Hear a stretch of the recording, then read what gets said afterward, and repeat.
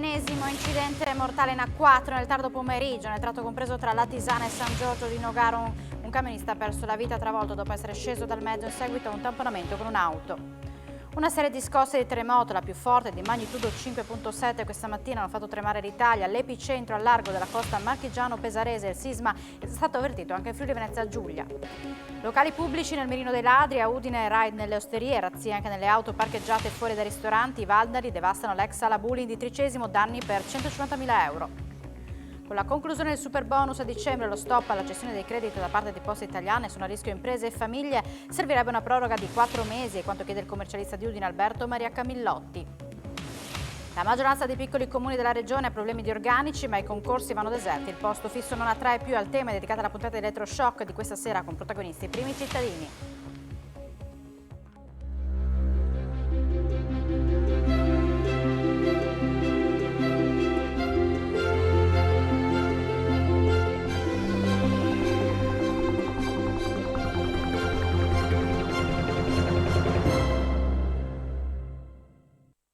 Buonasera, ben ritrovati a un nuovo appuntamento con l'informazione di Telefriuli. L'avete sentito dai titoli, oggi si è verificato l'ennesimo incidente mortale in A4 nel tardo pomeriggio di oggi nel tratto compreso tra Latisana e San Giorgio di Nogaro in direzione Trieste. Un camionista di cui non si conoscono ancora le generalità ha perso la vita. Secondo una prima ricostruzione, il suo camion sarebbe stato tamponato da una macchina che è rimasta incastrata sotto il mezzo. A quel punto il camionista sarebbe sceso dal mezzo per sincerarsi delle condizioni dell'automobilista, rimasto lievemente ferito, ma sarebbe stato travolto e ucciso da un altro camion in transito. Immediata la richiesta di soccorso, sul posto personale del 118 con automedica e di un'ambulanza provenienti dalla Tisana insieme ad una squadra dei vigili del fuoco. Per il camionista però non c'era più nulla da fare. I rilievi del sinistro sono stati affidati alla polizia stradale. La circolazione nel tratto dove si è verificato l'incidente non ha subito particolari rallentamenti.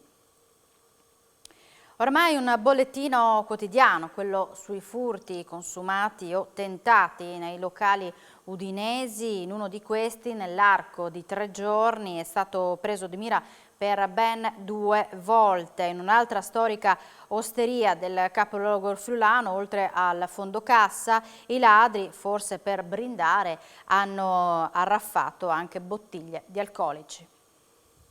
Continua la serie quasi infinita dei furti in ristoranti e osterie udinesi. In 48 ore sono stati presi di mira storici locali, episodi che preoccupano i cittadini anche perché ci sono state delle inquietanti repliche. È il caso del bar all'agricoltura che solo nella notte fra sabato e domenica aveva visto sparire il fondo cassa. La notte scorsa i malviventi ci hanno riprovato nonostante i dipendenti avessero posizionato sulla porta d'ingresso un tavolo in legno per rendere difficile l'accesso a chi in quel locale non doveva entrare per bere un caffè. Qualche ora fa un post su Facebook del titolare che non usa mezzi termini raccontando tutta la sua frustrazione per quanto accaduto. E ancora nuova tentata intrusione al ristorante Biffi, dove l'allarme ha messo in fuga i ladri. Rimanendo nel capoluogo friulano, ecco un assalto, questa volta era una prima volta. Obiettivo l'osteria da Pozzo di Piazzale Cella a Udine, dove in questo caso i ladri sono entrati in azione l'altra notte. E come spiega il titolare Luca Merlino, proprietario anche del locale storico Pieri Mortadelle, i malviventi hanno fatto danni per centinaia di euro sfondando la porta principale dopo essersi introdotti nei locali e hanno arraffato il fondo cassa. E per la rubrica Non facciamoci mancare niente, i ladri, forse per brindare all'incursione, hanno prelevato anche qualche bottiglia di alcolici e superalcolici. Il titolare ci ha comunicato che la stima dei danni è ancora in corso, verrà presentata denuncia ai carabinieri.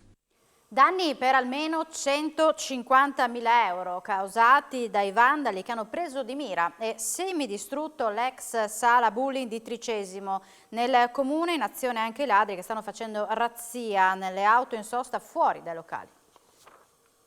Letteralmente distrutta dai vandali la sala bowling di Via Bassa a Tricesimo, la struttura, chiusa da tempo, è stata presa ripetutamente di mira. L'interno è stato lasciato a pezzi. La scoperta dell'ultimo raid è avvenuta oggi da parte del titolare dell'immobile, che ha quantificato in almeno 150.000 euro i danni subiti. L'uomo, che ha preferito non essere ripreso, spiega così una situazione che si protrae da tempo. Lunedì mattina sono venuto verso le 11, non c'era questo disastro. Queste visite notturne, che non è la prima e né la seconda né la terza volta, io ho fatto più di una decina di denunce ai carabinieri e anche per conoscenza in comune. La strada, la zona qua è completamente al buio perché il comune non si è mai preoccupato di illuminare e di mettere delle luci. Io l'avevo messo sul mercato, in affitto, in vendita, perché ormai a una certa età non posso gestirlo. Io non intendo neanche metterlo a posto, assolutamente, perché per poi ritrovarmi sempre allo stesso punto. Sul fatto, i carabinieri hanno svolto un sopralluogo e aperto un'indagine, saranno visionati i filmati delle telecamere della zona. Oltre ai vandali, Tricesimo e anche alle prese con i ladri che negli ultimi giorni stanno prendendo di mira in modo particolare le auto posteggiate fuori da locali e ristoranti. Il modus operandi dei malviventi prevede che passino in rassegna le auto con la pila, scrutando all'interno e rompendo il finestrino solo dopo aver individuato una possibile refurtiva. Il consiglio, per questo, è quello di non lasciare nulla in vista sui sedili delle auto.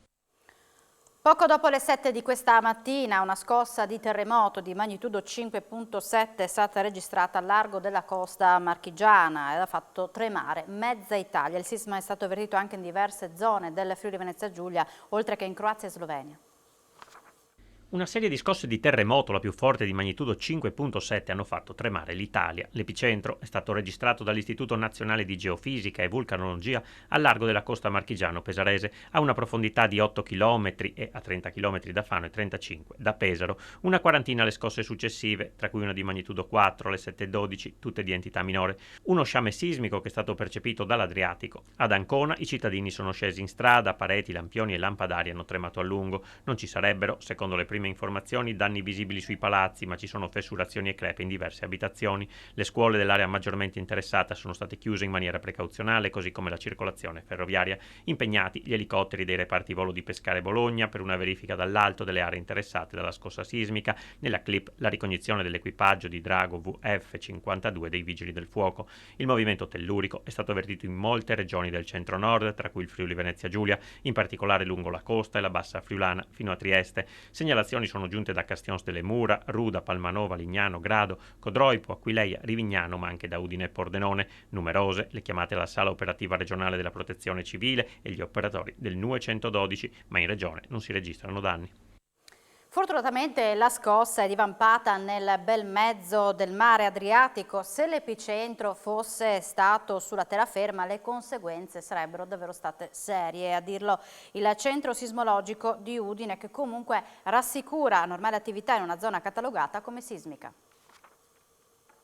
L'attività sismica nella zona di Ancona e Senigallia non è una novità, ma la magnitudo è stata potente. Un fenomeno, quello registrato 7 minuti dopo le 7 di questa mattina, è stato intercettato ed elaborato dai sistemi del centro sismologico di Udine. L'evento di questa mattina è un evento normale per l'area, un terremoto di magnitudo 5.7 al largo delle coste di Pesaro, una profondità di circa 10 km. Il terremoto è stato chiaramente percepito anche in regione, soprattutto per le persone che si trovavano ai piani alti. Un quadro di sismicità che evidenzia come le scosse si sono sempre registrate, con uno storico che si perde nella notte dei tempi. L'area è notoriamente sismica, ricordiamo che nel 1972 Ancona è stata colpita da un terremoto. Questo in particolare di questa mattina è legato ai fronti sepolti dell'Appennino e quindi è normale che questo tipo di eventi avvengano in questa zona. Un terremoto che ha fatto accorrere i tecnici reperibili e sulle prime non era chiaro se l'epicentro fosse localizzato sulla terraferma o in mare aperto. Fortunatamente il sisma si è scatenato lontano dalla costa. Sicuramente i danni sarebbero stati più importanti rispetto a quelli che si stanno registrando attualmente e quindi fortunatamente il terremoto oggi era a mare. Il terremoto è stato seguito da numerose altre scosse, ma sicuramente la sequenza andrà avanti per molti giorni, per molte settimane. Quando avvengono questi tipi di eventi, da friulana la mente va al 1976, qual è il sentimento? Sicuramente un momento di vicinanza alla popolazione, perché questo tipo di eventi spaventa molto e spaventa soprattutto quelle persone che hanno già sperimentato un evento importante, soprattutto coloro che hanno perso le persone più care. Un uomo di 70 anni è stato investito da una vettura nella prima serata di ieri a Palazzolo dello Stella, all'altezza del locale pubblico Ai Tubi. La Sores ha inviato sul posto un'ambulanza ed è stato poi trasportato con l'elicottero in volo all'ospedale Santa Maria della Misericordia di Udine in condizioni serie, ma non sarebbe in pericolo di vita. 4 persone sono state denunciate durante i controlli effettuati dagli agenti della Polizia di Stato, della Questura di Udine e del reparto Prevenzione Crimine effettuati nel pomeriggio e nella serata di ieri nel capoluogo friulano. L'attività finalizzata a reprimere il fenomeno del consumo e spaccio di stupefacenti e reati in genere si è concentrata nell'area dell'autostazione e al Parco Moretti. In quest'ultima zona sono state identificate 40 persone e controllate 11 vetture. Un cittadino ucraino di 19 anni è stato denunciato per il possesso ingiustificato di un coltello, mentre un coetaneo pakistano senza fissa dimora, controllato poco prima di mezzanotte lungo via Moretti, è stato denunciato per detenzione illecita di sostanze stupefacenti. Aveva 2 dosi di cocaina pronte per la cessione.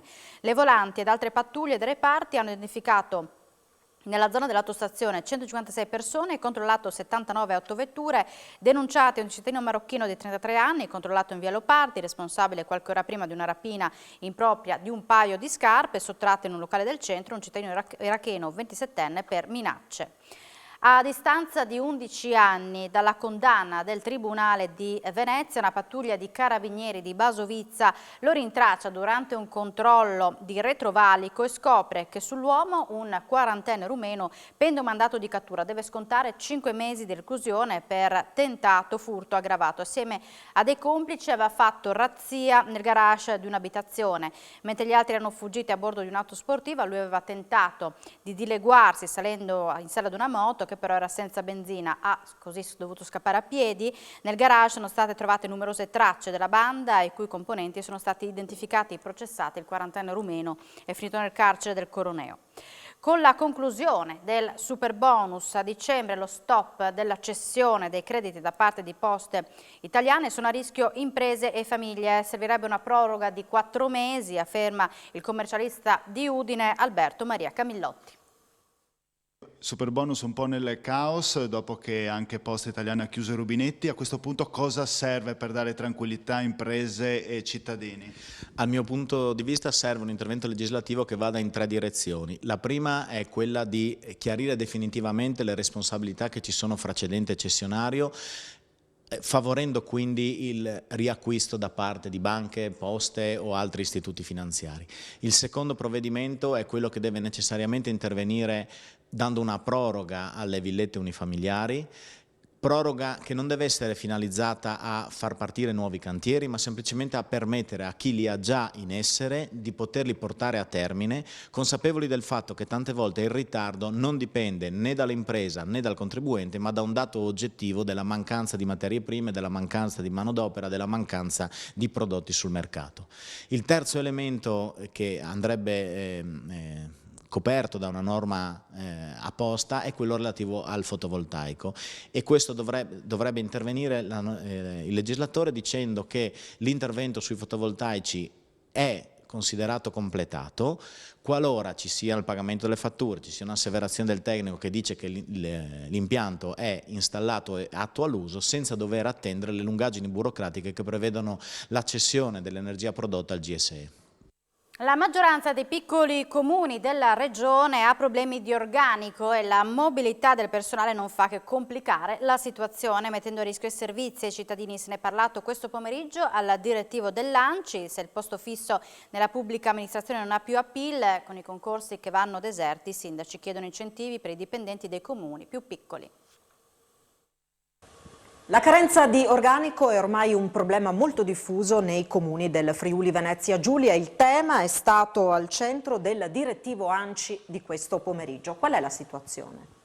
La situazione è gravissima, nel senso che molti municipi, soprattutto quelli di piccole dimensioni, ma ormai il problema riguarda anche i comuni di medie dimensioni, stanno vivendo una gravissima carenza di personale che è arrivata al punto da mettere in difficoltà la garanzia dei servizi al cittadino. Io credo che questo tema vada affrontato a partire da un elemento, cioè che i dipendenti dei comuni, soprattutto di quelli piccoli che vivono le situazioni di maggiore difficoltà, vadano valorizzati e vadano tutelati. E quindi in questo senso la proposta che ho fatto io personalmente, che poi è emersa da più parti, di una valorizzazione anche economica per l'impegno e la responsabilità che questi dipendenti si assumono, debba stare al centro dell'agenda politica. C'è un'altra questione che è stata affrontata, che è quella della conservazione del posto. Che cosa è emerso? La conservazione del posto è un istituto che consente ad un dipendente che si licenzia da un ente pubblico all'interno per andare a lavorare in un ente dello stesso comparto di avere la garanzia della conservazione del suo posto di lavoro nell'ente che lascia per 6 mesi. È ingestibile, per cui oggi in ANCI il tema si è affrontato e il mandato alla delegazione trattante sarà di richiedere la sospensione perlomeno di questo istituto fino a che il comparto non torni a quelli che sono i suoi livelli di personale normali, insomma. I concorsi ci sono, spesso vanno deserti o comunque non ne escono un numero di figure professionali sufficienti a coprire le richieste dei municipi. Dobbiamo farci anche noi amministratori e politici delle domande, perché se l'offerta c'è ma non c'è la domanda, forse qualcosa deve cambiare nel sistema. Quindi bisognerà pensare, a mio avviso, ad un modello organizzativo diverso rispetto a quello che abbiamo conosciuto fino ai giorni nostri e pensare che ci sono state evoluzioni in questi anni che ci danno la possibilità di sfruttare delle opportunità come la digitalizzazione, l'informatizzazione, per le quali si può gestire anche a distanza una serie di servizi e di attività. Credo che questa sia la vera sfida che possiamo cogliere oggi. Ritorniamo alla notizia d'apertura perché ci sono aggiornamenti riguardante l'incidente mortale avvenuto sull'autostrada A4, 2 chilometri dopo Latisana in direzione Trieste. Stando a una prima ricostruzione, la persona deceduta era alla guida di una Golf. L'auto aveva appena sorpassato un tir, poi rientrando nella corsia di marcia ha tamponato un altro mezzo pesante. Il veicolo sul quale viaggiavano 2 persone ha avuto un principio di incendio. Il guidatore e il passeggero sono scesi, forse per lo spavento, dalla vettura. Il guidatore è stato quindi investito poi dal tir che proseguiva nella stessa direzione di marcia e che era stato poco prima sorpassato proprio dal veicolo. Cambiamo argomento. Il Comune di Udine parteciperà a un bando europeo per finanziare il costo del personale che valuterà la fattibilità tecnica ed economica del progetto di un sistema di teleriscaldamento dell'ABS di Cargnacco. Lo scopo è di riscaldare la città con l'acqua di raffreddamento dell'acciaieria, ampliando la rete di teleriscaldamento già realizzata nella zona del Palamostre con 39 utenze servite dalla centrale termogenerativa che si trova all'interno dell'ospedale Santa Maria della Misericordia. Il progetto del professor Gioacchino Nardin dell'Università di Udine, spiega il sindaco Pietro Fontanini, prevede il recupero del calore prodotto dall'acciaieria, andando in questo modo a ridurre l'impatto dell'utilizzo del metano sulle casse pubbliche e sull'ambiente. Il Comune ha aderito alla proposta dell'Agenzia per l'Energia del Friuli Venezia Giulia di aderire al progetto che assieme ad altri paesi come Austria, Slovenia, Slovacchia e Croazia, spiega l'assessore ai finanziamenti europei Giulia Manzan, rafforza la partnership già avviata in altre iniziative europee e va a ricercare i finanziamenti necessari per attuare una delle fasi per la realizzazione della rete del teleriscaldamento. Per attuare la fase tecnica, in collaborazione con APE, la cifra ammonta a circa 190.000 euro e al Comune arriverebbe un ulteriore finanziamento di 100.000 circa per l'attività di divulgazione delle tematiche di sostenibilità ambientale. Con questi costi energetici si può resistere per le festività. E l'allarme della Presidente di Federalberghi, Paola Schneider, sulla stagione invernale della montagna. Si farà tutto il possibile per tenere i battenti aperti fino all'8 gennaio, ma se i prezzi non saranno calmierati sarà difficile proseguire. Ma intanto le località della montagna friulana si attrezzano e puntano su promozioni e incentivi. I costi di elettricità, gas e materie alimentari sono ormai proibitivi. Gli albergatori del Friuli Venezia Giulia resistono per le festività, ma se i prezzi non saranno calmierati sarà difficile proseguire, nonostante tra le persone ci sia la voglia di evasione e vacanza. È il quadro che traccia la Presidente di Federalberghi Friuli Venezia Giulia, Paola Schneider. In un contesto del genere, per gli albergatori fare previsioni a lungo termine appare in questo momento pressoché impossibile, secondo Schneider. In questo periodo ognuno metterà in atto le strategie commerciali che riterrà più opportune in rapporto alla propria situazione. C'è chi ha ancora un contratto a prezzo fisso per l'energia come a Tarviso, spiega Diego Bellotto, titolare dell'hotel Edelhoff della località. Le premesse per una buona stagione invernale ci sono, ma c'è appunto l'incognita bollette. Alcuni di noi, grazie all'importante lavoro fatto con i consulenti di Confcommercio, è riuscito a bloccarle, cercando tariffe migliorative. C'è chi invece deve fare i conti con il prezzo variabile. Sappada ha la stagione invernale coperta dagli eventi, le strutture ricettive sono tutte aperte, già si prevede il tutto esaurito, commenta Monica Bertarelli, presidente del consorzio Sappada Dolomiti. Abbiamo costruito una programmazione ad hoc per la stagione, inserendo oltre agli eventi anche diverse promozioni e scontistiche per le famiglie. Certo, i rincari preoccupano, ma non possiamo fermarci. Franco Soldati, presidente dell'Udinese, è stato assolto con formula piena dall'accusa di evasione fiscale. Al centro del processo il rinnovo contrattuale dell'attaccante Antonio Floro-Flores. Assolto perché il fatto non sussiste. Il giudice Giulia Pussini del Tribunale di Udine ha prosciolto con formula piena il presidente dell'Udinese Calcio, Franco Soldati, accusato di evasione fiscale relativamente ai rinnovi contrattuali nel 2009 e nel 2011 di Antonio Floro-Flores. La pubblica accusa aveva chiesto una condanna a 3 anni e 2 mesi di reclusione. Per l'accusa, la società bianconera avrebbe utilizzato nelle dichiarazioni fiscali 2011-2012 fatture soggettivamente false per 660.000 euro emesse dal procuratore Paolo Palermo, che avrebbero dovuto essere intestate al giocatore e non alla società. In altri termini, l'Udinese avrebbe concesso un benefit all'attaccante napoletano per poi dedurlo dal reddito d'impresa. L'Udinese, spiega il difensore, l'avvocato Maurizio Conti, incaricò effettivamente Palermo del rinnovo contrattuale e lui portò a termine l'incarico. Per quelle stesse fatture, Floro-Flores fu accusato di evasione fiscale, conclude Conti, ma venne assolto. Dopo la protesta di ieri, i detenuti del carcere di Udine hanno incontrato la direzione della struttura e il garante dei diritti dei detenuti di Udine. Tra le richieste una messa in suffragio per il 22enne che si è tolto la vita lunedì in via Spalato. Una messa in suffragio per il 22enne di origini dominicane che si è suicidato lunedì in carcere a Udine. È una delle richieste che i detenuti del capoluogo friulano hanno avanzato oggi alla direzione della struttura di via Spalato durante un incontro al quale ha partecipato anche il garante dei diritti dei detenuti di Udine, Franco Corleone. Ieri i detenuti hanno inscenato una protesta contro le condizioni del carcere, durante la quale sono state danneggiate alcune porte e telecamere. A Udine è toccato il 74esimo detenuto suicida nelle carceri italiane quest'anno.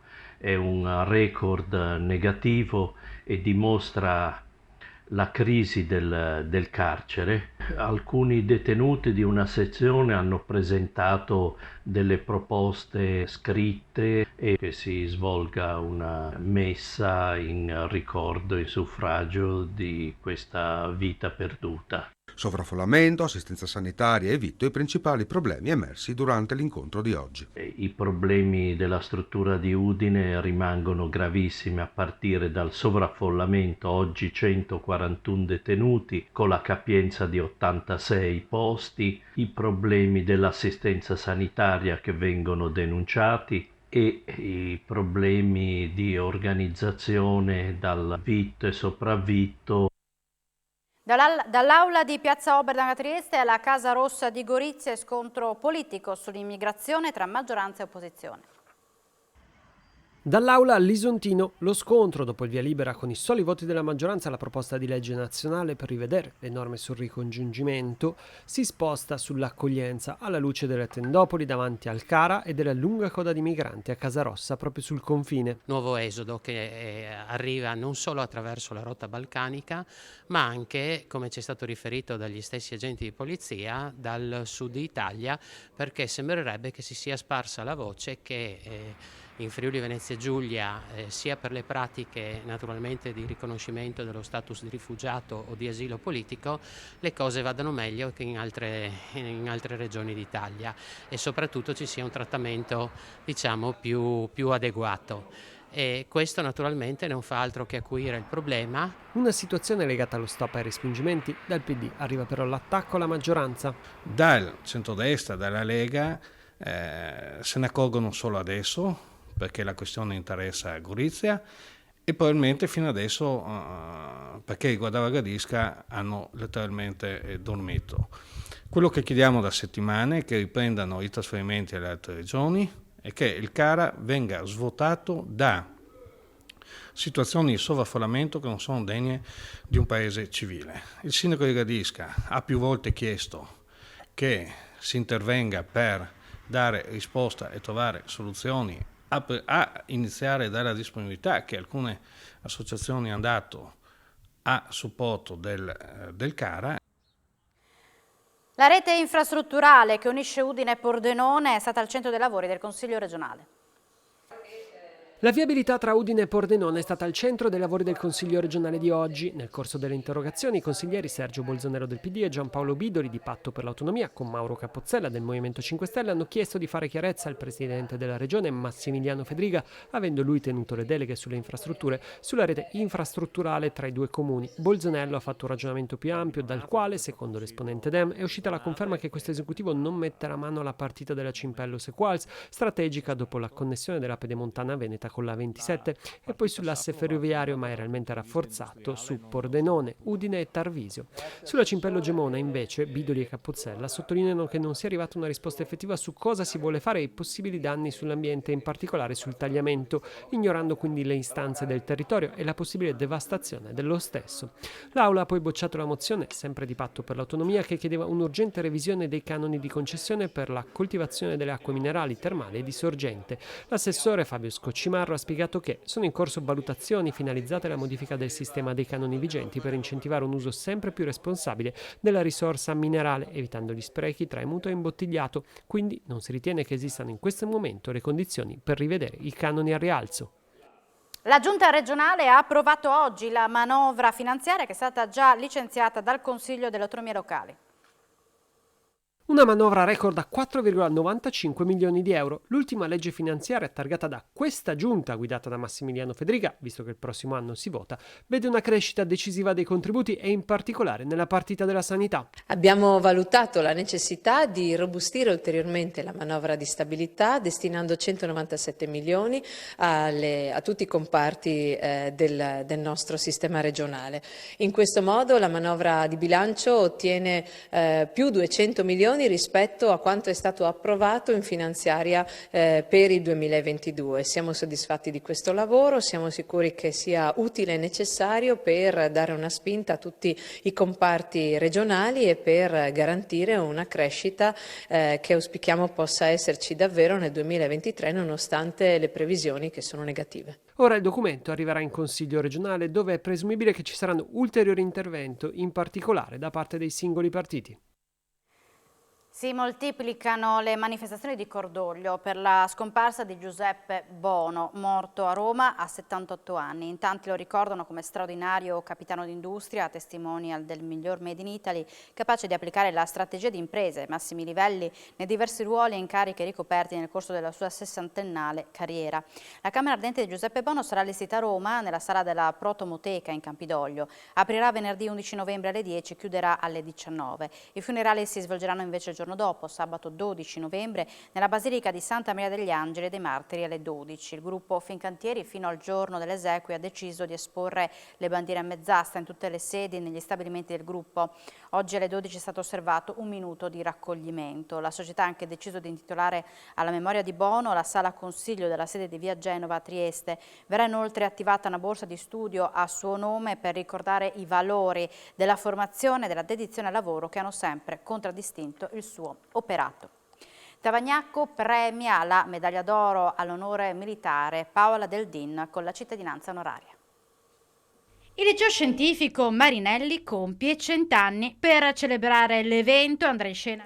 Scusate, era un altro servizio. Andiamo a vedere ora il servizio relativo alla cittadinanza onoraria, perché oggi a Tavagnacco è stata premiata, Tavagnacco premia la medaglia d'oro all'onore militare Paola Del Din. Vediamo se è pronto il servizio.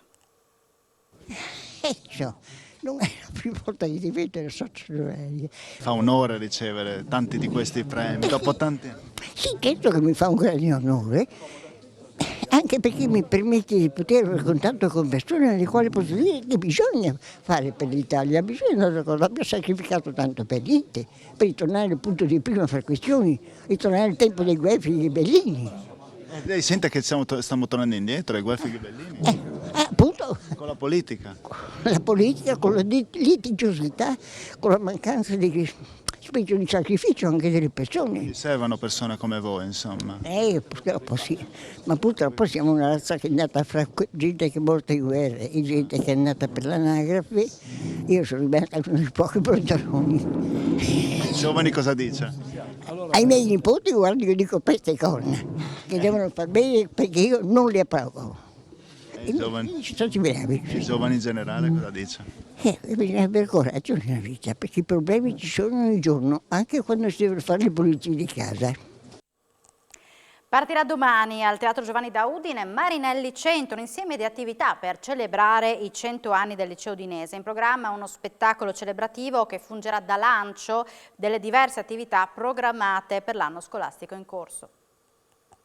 Il liceo scientifico Marinelli compie 100 anni. Per celebrare l'evento andrà in scena al Teatro Nuovo Giovanni da Udine lo spettacolo Marinelli 100, che vedrà come protagonisti studenti e studentesse che si esibiranno in alcune delle diverse attività extracurricolari offerte dalla scuola. Inizieremo con la serata al Teatro Giovanni da Udine del 10 di novembre, una serata in cui avremo alcune brevi introduzioni, diciamo così, commemorative, ma poi sarà una serata dedicata alla musica col Marinelli Gospel Choir, al teatro con alcuni brani fatti dal gruppo teatrale del Marinelli Mattia Ammazzo e delle coreografie di danza organizzate dalle professoresse Pizze Rossi, quindi sarà più uno spettacolo dentro cui inizieremo a ricordare questi 100 anni del Marinelli. I ragazzi di oggi hanno bisogno di capire e di vedere che cosa una scuola come il Marinelli, con una preparazione liceale quale quella del Marinelli,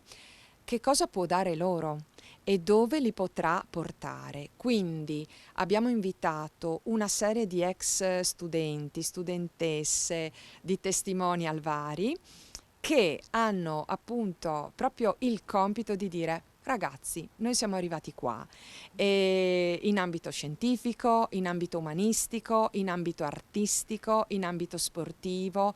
Il Marinelli ci ha dato questo livello di preparazione e poi ci siamo giocati le nostre carte.